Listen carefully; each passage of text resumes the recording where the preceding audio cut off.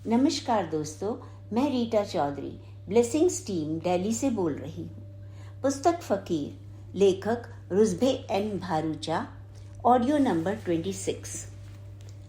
आज रुद्र बहुत गंभीर था। रुद्र आगे आने वाले पलों की भयंकरता से भयभीत था। वह सच नहीं जानना चाहता था, पर हमेशा उसके बारे में सचेत रहता। उसके सामने एक सेठ और एक युवती बैठी थी। वह युवती पिछले 9 सप्ताह में ही अपनी उम्र से कहीं बड़ी दिखाई दे रही थी। वह सीधा साईं बाबा की आंखों में देख रही थी। रुद्र ने गहरी सांस ली और इंतजार किया कि उसके भीतर वह ऊर्जा प्रवाहित हो जाए जो उसके शरीर, मन, श्वास और आत्मा को माध्यम बनाते हुए बाबा के शब्दों व ऊर्जा को दूसरों तक पहुंचा सके। सेठ एक रात पहले ही मिलने आया था और उसने बता दिया था कि 1 सप्ताह पहले ही उसके भतीजे जीवन की कार दुर्घटना में मौत हो चुकी थी। जीवन की कार फिसली और एक बस से जा टकराई। उसने वहीं दम तोड़ दिया। उसके सिवा वहां किसी अन्य को कोई हानि नहीं हुई। वहां मौजूद लोग इतने कम सेकंड में ऐसी भयानक दुर्घटना को देख सकते में आ गए। कुछ ही पल बाद जीवन इस संसार से विदा ले चुका था। रुद्र इस मनुष्य जीवन की व्यर्थता पर उदास हो गया। निरर्थक अस्तित्व और बेरहम भाग्य। एक बच्चे को प्रसन्नचित्त, स्वस्थ व शालीन इंसान बनाने के लिए बहुत सारे प्यार, उत्साह, योजना, त्याग, रातों की नींद, लगातार सेवा, सिरदर्दी और चिंता की आवश्यकता होती है। और ये सब कैसे केवल 14 क्षणों में बिखर कर चूर चूर हो जाता है। माता पिता, परिवार या प्रेमिका का कोई दोष नहीं, पर चूंकि कार किसी कारण से बस से टकरा गई और प्रिय पात्र चल बसा। क्या वे 14 क्षण पिछले 20 सालों के निस्वार्थ स्नेह पर भारी पड़ गए? इतने सालों की निष्ठा, समर्पण, निश्चल स्नेह व प्रसन्नता भी उन दुखदायी 14 क्षणों को मिटाकर टक्कर होने से रोक नहीं सके। कई बार सृजन की बातें भी इतनी निराली हो जाती हैं कि क्या कहें। हाँ, रुद्र इस बारे में तो पूरी तरह से निश्चित था कि भाग्य व नियति की किताबों में अवश्य ही इस घटना का तार्किक कारण लिखा था जो उन 14 क्षणों को सफाई दे सकता था। परंतु उस पुस्तक में लिखी भाषा ऐसी थी कि उस विवादित पुस्तक को कोई अच्छा लेखक ही पढ़ सकता था। इसलिए इसमें बड़ी दिलासा मिलने वाली बात नहीं थी। हकीकत तो ये है कि भाग्य एक छोटा शब्द है और इस विवादित सूची में जीवन व प्यार भी शामिल है। एक व्यक्ति को जीवन में शालीनता के साथ और बिना कड़वाहट के जीने के लिए प्रेम, करुणा, बुद्धिमान, विनोदशीलता व साहस के अतिरिक्त गुरु की इच्छा को मान देने व ईश्वर को धन्यवाद देने की आवश्यकता होती है और इन्हें सही मायनों में अपनाया जाना चाहिए। ईश्वर को तुम्हारी सहायता करने के लिए एक कारण दो और ब्रह्मांड को यकीन दिलाओ कि तुम गरीबों और जरूरतमंदों, भूखों, परित्यक्तों व रोगियों के लिए कुछ करोगे। रुद्र ने देखा कि युवती सोनल एक बच्ची सी लगती है। वो 20 साल के ऊपर नहीं हो सकती। वे जिंदगी के हाथों गहरे जख्म खा चुकी थी। अब भाग्य नमक लगे कपड़ों से उसे साफ करना चाह रहा था। रुद्र अपने भीतर बाबा की उपस्थिति को अनुभव कर सकता था। उसके भीतर स्पंदित होती ऊर्जा ने उसे एहसास दिला दिया था कि वह शेष सृष्टि से जुड़ गया था। ये एक विचित्र सा एहसास था। ये बहुत ही मदमत करने वाला और शक्तिशाली था। जीवन को 50 साल तक और जीवित रहना था। उसकी जन्म कुंडली के अनुसार उसकी मौत 78 साल में होनी थी, पर उसमें यह नहीं लिखा था कि उसे 50 बरस से भी अधिक समय बिस्तर पर लकवाग्रस्त दशा में बिताते हुए खराब सेहत के साथ जूझना होगा, जो कि लकवे और दुर्घटना की देन होगी। जीवन ये समझ गया था। वह अपनी मौत से 4 दिन पहले इसे जान गया था उसने इस बारे में तुम्हें बताया भी था। आंसुओं के समुद्र में डूबी युवती ने सिर हिलाकर हामी दी। वह बोलना चाहती थी पर मुंह से बोल नहीं फूटे। गला रुंध गया था, आंसू लगातार बहते जा रहे थे, सांसें उखड़ी हुई थी। वह अनजाने में ही एक से दूसरी ओर सिर हिलाती रही। वह गहरी सांसें ले रही थी और उससे भी गहरी सांसें छोड़ रही थी। बेचारी लड़की बुरी तरह से बिखरी हुई और मायूस थी। जीवन के गुरु स्वामी अक्कलकोट महाराज पूजा पाठ और दान व प्रार्थना आदि के 40 दिनों बाद उसके सपनों में आए। हमने उसे 5% दान देने को कहा था। उसने गरीबों को अपने लाभ का 10% दिया। उसने कश्मीर में 25 अनाथों को गोद लिया और उसका ट्रस्ट कश्मीर के ट्रस्ट के साथ मिलाकर इन बच्चों के स्नातक होने तक उनके रहने, खाने, पहनने, दवाओं व शिक्षा आदि का प्रबंध करा। उन बच्चों और उनके जीवित व मृत माता पिता की दुआएं जीवन के बहुत काम आई। बाकी सब उसके गुरु स्वामी अक्कलकोट महाराज ने संभाल लिया। वे जीवन को अपने साथ एक ऐसे स्थान पर ले गए जो सेवा, करुणा, प्रेम, आध्यात्मिक रूप से समृद्ध होने की योग्यता तथा भौतिक व आध्यात्मिक जगत के लोगों की सहायता करने के अवसरों से भरपूर था। जीवन ने अपनी सारी कमाई, लाभ या बचत तुम्हारे लिए छोड़ी है। वह पैसा बॉन्डों में सुरक्षित है जो आजीवन तुम्हारी और तुम्हारे परिवार की मदद करेगा। हम तुम्हें शोक करने के लिए कुछ समय तो देंगे, पर तुम्हें ये याद रखना होगा कि तुम भी इस संसार में एक लक्ष्य के साथ आई हो।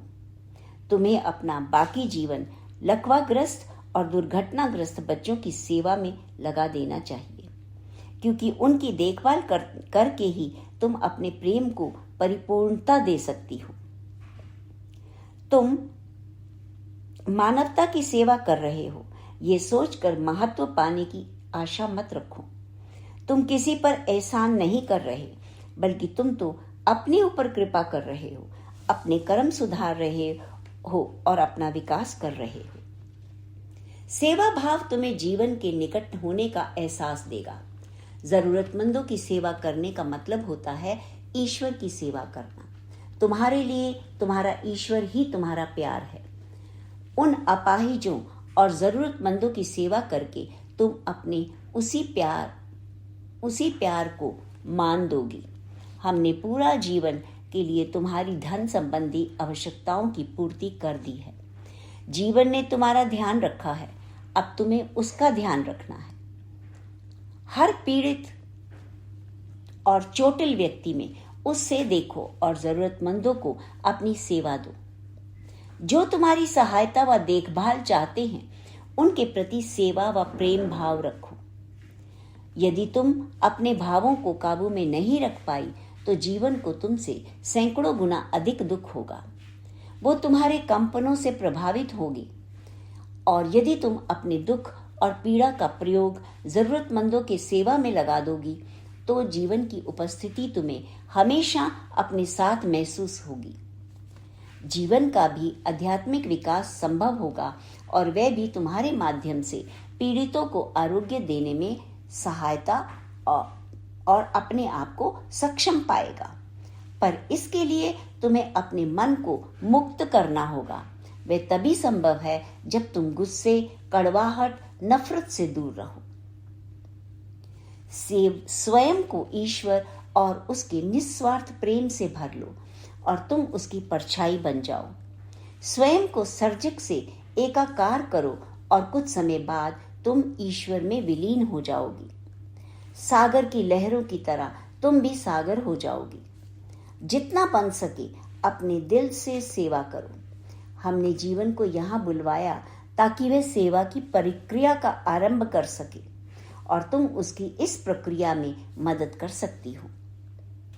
अपने व अपने प्यार के प्रति सच्ची बनी रहो। तुम्हारा पति भी तुमसे यही चाहता है। यदि तुम शांत हो तो उसके मन को भी शांति रहेगी। तुम उदास होने के बावजूद शांत हो सकती हो। तुम प्रसन्न होने के साथ भी संघर्षरत हो सकती हो। दुख से लड़ो मत और जरूरतमंदों की मदद से मिलने वाली संतुष्टि व शांति की भावना को भी परे मत धकेलो।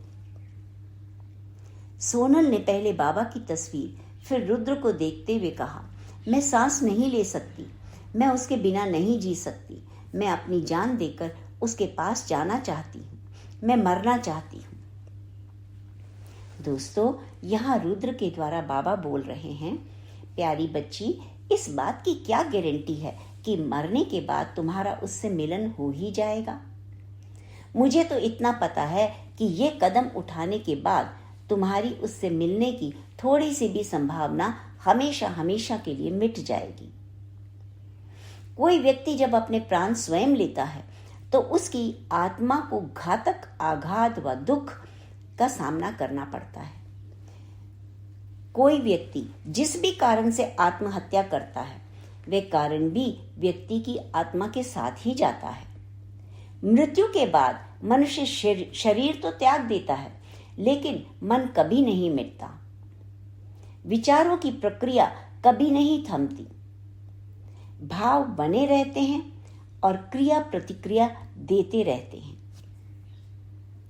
सबसे बड़ा मिथक यही है कि मौत सभी दुखों का अंत कर देती है। ये ठीक है कि शरीर व हालात से जुड़े दुख तो मिट जाते हैं। जैसे यदि कोई व्यक्ति बरसों से कैंसर से पीड़ित होकर व्यथा भोग रहा है तो उसके दुख का अंत हो जाएगा, पर अगर कोई अपने असाध्य रोग के कारण गुस्से और द्वेष से भरा है तो मौत के बाद बीमारी भले ही मिट जाएगी, पर मानसिक, भावात्मक, आध्यात्मिक पीड़ा, क्रोध व नकारात्मकता साथ ही रहेंगे। इसलिए उस व्यक्ति को अपनी नकारात्मकता से उबरने का प्रयास करना चाहिए। यदि वो ऐसा नहीं करता तो आत्मा धरती से ही बंधी रह जाएगी। उसे ना तो इस लोक में शांति मिलेगी, ना ही परलोक में। जब तक गुस्से व नकारात्मकता का स्थान प्रेम व करुणा नहीं लेंगे, तब तक वह अप्रसन्नतादायी अवस्था में रहेगी और आत्मा एक शून्य में विचरती रहेगी। मतलब उसे स्थिर भाव से एक जगह पर सड़ना होगा। उस अवस्था में और भी संघर्ष और अस्त व्यस्तता होगी। ये काफी हद तक किसी आध्यात्मिक तल की बजाय एक मानसिक अवस्था है। इसलिए मैं तुम्हें ये बताना चाहता हूं कि आत्महत्या से कोई लाभ नहीं। यदि तुम खुद को इस समय दुख से घिरा पा रही हो तो तुम अंदाजा तक नहीं लगा सकती कि आत्महत्या का कदम उठा लेने के बाद तुम्हें कितना दुख उठाना होगा। जब तुम्हारी आत्मा को विवश होकर वह शरीर छोड़ना पड़ेगा। बाबा ने फिर से कहा, मैं जानता हूं कि मैं तुम्हारा गुरु हूं। तुम्हारा परिवार अक्सर मेरे दर्शनों के लिए शिरडी आता है। हमेशा मुझे अपने मन, विचारों, हृदय व आत्मा में स्थान दो। तुम मेरे बारे में जितना सोचोगी, मैं तुम्हारे हृदय में उतना अधिक वास करूंगा। तुम जितना मेरे निकट आने का प्रयास करोगी, मैं उतना ही तुम्हारे निकट रहने का प्रयास करूंगा। तुम एक कदम आगे बढ़ाओगी तो मैं 1 मील आगे आऊंगा। मैं हमेशा उनके साथ रहता हूं जो मुझे याद करते हैं और सुख व दुख दोनों अवस्थाओं में मेरा नाम जपते हैं। मेरी बच्ची, तुम्हारे शिरडी के साईं बाबा हमेशा तुम्हारे साथ हैं, इसलिए कभी चिंता मत करो। अपने दुख से लड़ने की चेष्टा मत करो। तुम्हें तो अपना पूरा जीवन जीना ही होगा। हो सकता है कि दुख की गहनता घटती बढ़ती रहे, पर दुख हमेशा तुम्हें भीतर से सालेगा और इससे कोई अंतर नहीं पड़ता। तुम अपने आप को पहचानने के मार्ग पर चलती रहो, गुरु से प्रेम करती रहो और उनकी सेवा करती रहो। बाबा ने कहा, जिसे भी गुरु अपना बनाते हैं उसे कष्ट व पीड़ा से होकर गुजरना ही पड़ता है। जिन्हें गुरु अपने कार्य के लिए चुनते हैं वह उसके कर्मों का भार हल्का करना चाहते हैं और उसे आध्यात्मिक स्तर पर अपने साथ रखना चाहते हैं। ऐसे में व्यक्ति को दुख सहन करने ही पड़ते हैं। सोना आग में ही जलकर निखरता है। फिर बाबा ने रुद्र के माध्यम से उसे अग्नि ध्यान के बारे में समझाया और उसे मन, शरीर व आत्मा के सुरक्षा कवच के लिए प्रार्थना करना भी सिखाया। जीने से पहले वह लड़की रुद्र से ऐसे गले मिली जैसे कोई अपने पिता से मिलता है। रुद्र को लगा कि उसकी आयु हजारों वर्ष की हो गई है। सोनल के जाने के बाद रुद्र बीमार पड़ गया और 3 दिन तक उसका शरीर बुखार, अवसाद, बेचैनी व दुर्बलता से निढाल रहा। वह इन दिनों में पूरी तरह से अकेला था। कभी बिस्तर पर तो कभी बरामदे में सोफे पर लेटा रहता। दिन भर आकाश और सागर को तकता। वो 3 कुत्ते जो उसके साथी बन गए थे, उन्हें खाना देने के लिए ही उठता था। चौथे दिन रुद्र को कुछ बेहतर लगा और सागर तट की ओर निकल पड़ा। फ्रेंड्स, बाबा के इस उपदेश के साथ इस ऑडियो का समापन करेंगे। बाबा कहते हैं, सारे जवाब हर इंसान के भीतर ही हैं। बस उसे चाहिए कि वह एकांत में बैठकर अपने भीतर उतरे, अपनी सांसों पर ध्यान केंद्रित करे और अपने वास्तविक घर की ओर असली यात्रा शुरू कर दे। इसके लिए इंसान को किसी भी तरह के माध्यम, आश्रम, किताबें तथा कथित गुरुओं की आवश्यकता नहीं। बस यही भरोसा काफी है कि असली मालिक तो तुम्हारे भीतर है और तुम्हें तुम्हारे ही घर तक जाने का रास्ता बताना चाहता है। थैंक यू फ्रेंड्स, मिलते हैं नेक्स्ट ऑडियो में।